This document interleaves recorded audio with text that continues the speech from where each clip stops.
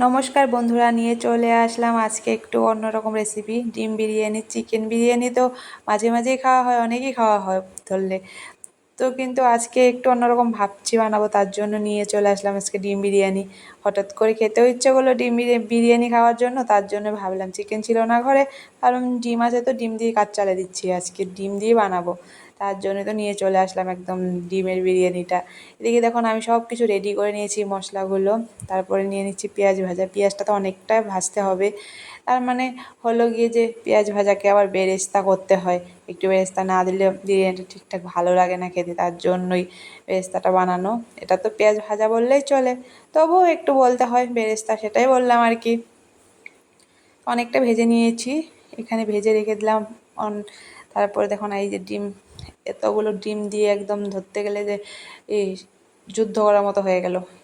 ডিমগুলো দিয়াতে এত তেল ছিটকে এসেছিলো, মানে অনেকটা তেল ছিটকে এসছে। শুধু ডিমটা ভেজেছি, একদম কিছু দেইনি বলতে, লবণও দেইনি, শুধু ডিমটাই ভেজেছি, তো কালারও হয়নি কিছু না, এমনি ভেজেছি। তারপর আর কি পেঁয়াজ আর আলুগুলো দিয়ে দিচ্ছিলাম, এটা ভালো করে এখন ভাজতে হবে পেঁয়াজ আর আলুটাকে। আমি এখানে ফোড়ন দিইনি কিন্তু কিচ্ছু, শুধু পেঁয়াজ আর আলু।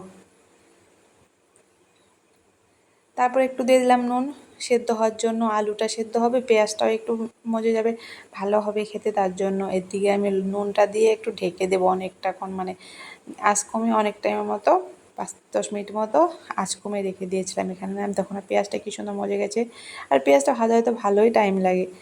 পেঁয়াজ এদিকে হালকা একটু মজার পর তারপর দিয়ে দিলাম একটু হলুদ আর ধনে গুঁড়ো। আর এখানে আমি মশলাগুলো বেটে নিয়েছিলাম, সবগুলো শিলনোড়ায় বেটেছি।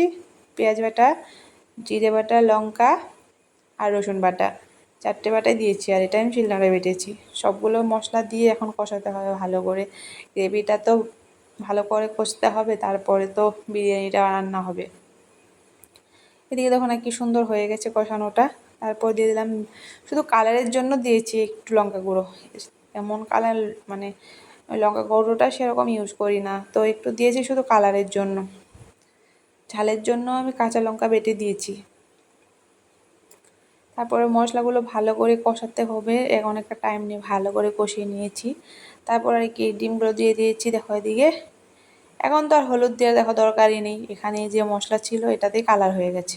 তো আমার ওই মশলাটা একদম কষানো হয়ে গেছে, আমি রেখে দিলাম সাইড করে।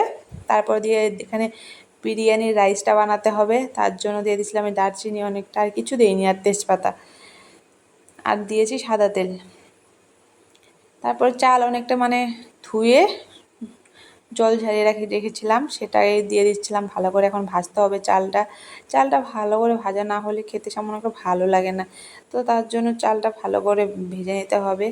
আর আমি এখানে বানিয়েছি কি হাঁড়িতে বানিয়ে প্রেশারে বানিয়ে, মানে খুব ভালো হয় দমে রান্না করতে গেলে এটাতে, তার জন্য বিরিয়ানিটা এটাতেই বানাই।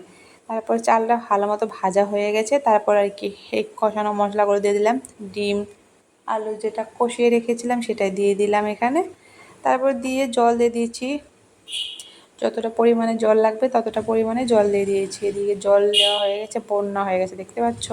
তারপর আর কি দিয়ে দিয়েছিলাম বিরিয়ানি মশলাটা, দিয়ে দেওয়ার পর ঢাকনা দিয়ে আমার রান্না হয়ে গেছে বিরিয়ানি। তারপরে দিয়ে ওপরে বেরেস্তাটা দিয়ে অনেকক্ষণের মতো ঢাকনা দিয়ে রেখে দিয়েছিলাম, 10 মিনিট মতো। অনেকক্ষণ না, 10 মিনিট। তারপরে 10 মিনিট পরে খুলে দেখেই তো আমার বিরিয়ানি, দেখতে পাচ্ছ না গরম গরম বিরিয়ানিটা, এটা খেতে কেমন লাগতে পারে একবার ভাবো তো। আমি বলছি কি চিকেন বিরিয়ানি আর এটা তফাৎ কিছু নেই, খেতে কিন্তু সেম লেগেছে, শুধু চিকেনটা ছিল না ব্যাস। খেতে দারুণ হয়েছিল, তোমরাও একবার বাড়িতে বানিয়ে খেতে পারো। চিকেন বিরিয়ানির মতোই হয়েছে, শুধু চিকেনটাই নেই ব্যাস। যাই হোক, চিকেন নেই তো কী হয়েছে, ডিম তো আছে, তো এটাকে ডিম বিরিয়ানি ভেবেই খেয়ে নাও সবাই। খেতে তো দারুণ হয়েছিল, তোমরা একবার বাড়িতে ট্রাই করে খেয়ে নেও। তো ভিডিওটা কেমন লাগলো তোমাদের, তোমরা একবার বলবে আমাকে।